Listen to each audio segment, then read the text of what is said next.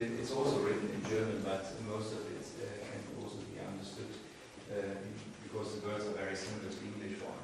So what we want to do is we want to start this research project with experiments with tests, basically. And this is going to be a comprehensive research project which has looks at different aspects of modeling in pavement engineering.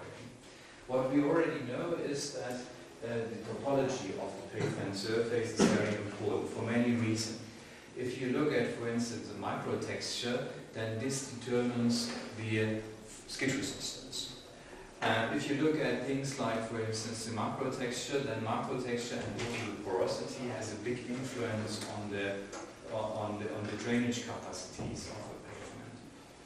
And if you look at the entire story at the wider level, at the coarser level, then you can say that evenness and so on also has a big effect, because evenness determines the axle loads, the size of the axle loads basically that you get.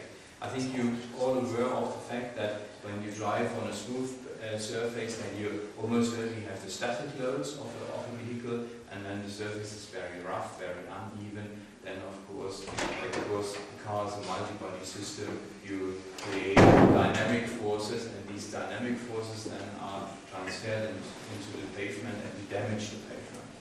So if you want to tell something about the life cycle and the remaining lifetime of a pavement, you do not only have to look at the loads, you also need to look at the evenness of the pavement, because its condition, its current condition in terms of evenness will determine the size of the axle loads and will determine the lifetime. Alright, so this is okay, now we are there. Okay.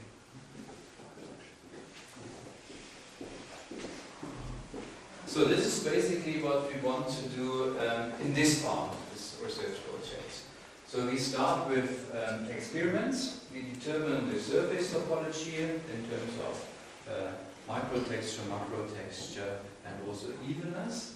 And the evenness will be used as an input for a model which has been developed in the past by the collaboration between our chair, Dr. Oekermann, and the Institute of Automotive Engineering. And that tool allows us to predict the dynamic axle loads from the vehicle configuration and the evenness.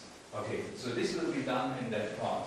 And that will provide us with the dynamic axle loads. Basically the transient functions of axle loads when a car or a truck drives across a rough, uneven surface. Other values, such as for instance the texture, microtexture, macrotexture, will be provided and will be used as input values for rubber friction model. Rubber friction models, there's not just one rubber friction model. We here at the Institute have developed one in the past. Again, Dr. Oekermann was very active in this, and also Dr. Wang and Dr. Schulze. They have all looked into different aspects of surface friction, of the susceptibility of grains to polishing, and so on and so forth. And then there was an anti-European research project which is called Skid Safe, and that Skid Safe project also focused on the prediction of the skid resistance of pavements using texture characteristics, among others. Okay, so these models will all come together in that part of the research project.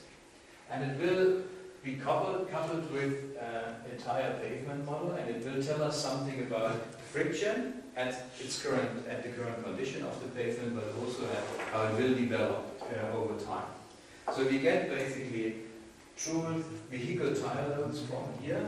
We know something about the friction and how it will develop over time to this part of the research project. Then there's something else, which is basically the green part we want to look at in this research project, and that is basically the drainage capability of the pavement.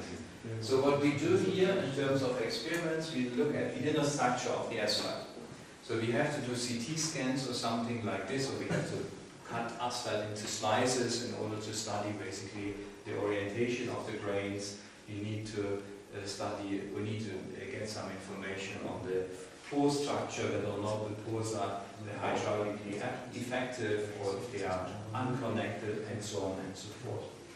And this will basically give us two values. One is called the porosity of the system, and the other one is called the torosity. The torosity is basically the amount to which the pore system is winding through the asphalt specimen or through the asphalt.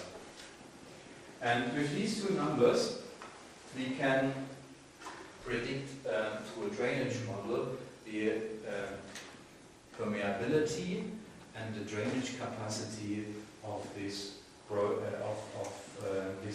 pavement surface. This is important from 2 points because of two things.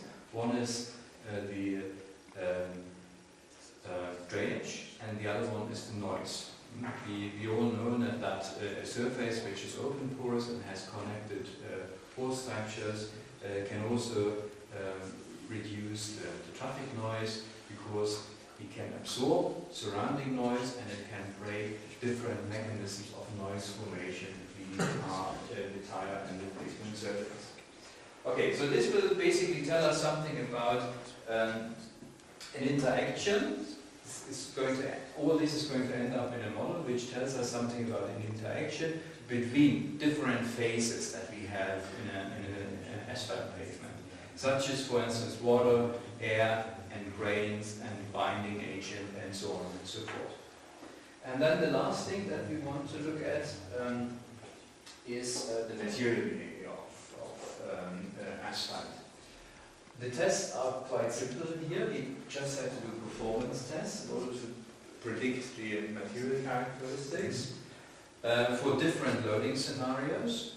And then once the results are there, we want to develop or use constitutive models, proper constitutive models, not empirical ones, but constitutive models which really explain the physics behind the material behavior, and create the fourth part of this project. And these models that you use here, constitutive models, basically they'll tell us something about the deformation behavior, the elastoviscoplastic deformation behavior, and also about the fatigue. So once this is there, then we can basically have these four models. This one will tell us something about the loads which are acting on our pavement, in dependency on the vehicles that use our pavements, the speed at which they drive, and the evenness. This is almost entirely developed through previous research, especially research projects which were run between the two institutes, the Institutes of Highway Engineering and Automotive Engineering, was sponsored by the Ministry of Transport and Digital Infrastructure. Then we have a couple of models here, many models. If you look at the literature, then you find a huge number of tire friction models.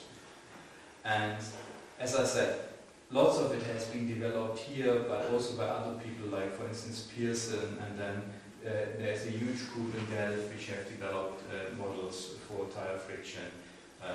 Professor Skarpas was here when we had our last workshop presenting his work, and so on and so forth. There's a really huge amount of models that you can use, but we have to figure out which one are the right ones.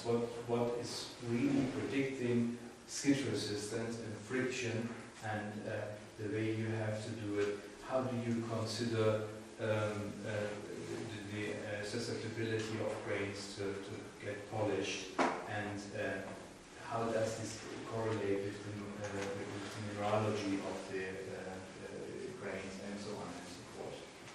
Drainage models, there are also a couple of drainage models around, but they are not very sophisticated, and the prediction quality is not very good for pavements at the moment. So that really needs to be improved.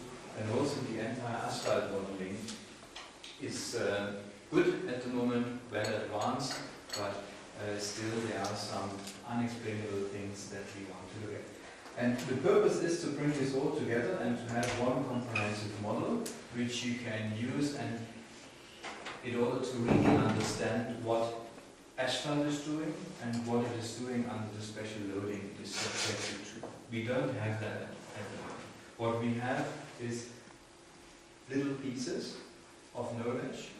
They sometimes predict controversial things, and we don't have, none of this is in our design standards in Germany. We have very, very simple design standards in Germany that don't use engineering approaches.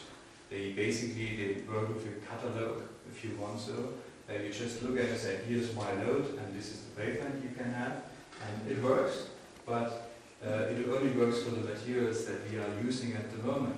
If you want to use new materials, improved materials, or if you have new boundary conditions, such as, for instance, new climate conditions or new loads or whatever, then it will not work because it's just restricted to the things for which it was developed, and that all needs to be improved. And this research project is not coming up with tools, engineering tools, but it will create basically the basic knowledge from which you can later on derive these engineering tools.